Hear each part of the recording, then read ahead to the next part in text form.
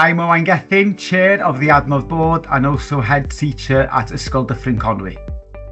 Over the past year, the board has been focused on supporting Adnodd as it continues to grow its capacity and capability and in a way to establish its role in the education sector here in Wales.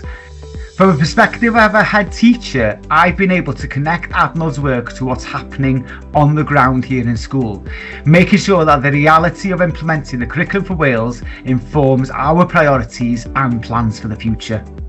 I think what I'm most proud of is how we've built our board to be collaborative, focused and really committed to making a difference for learners across Wales. Looking ahead, we want to continue to strengthen the board with a broader range of perspectives from across the education sector, from early years through to further and higher education, as well as community and informal learning. Increasing the diversity and breadth of experience on the board will help us better represent Wales and make stronger decisions for the future of Adnodd.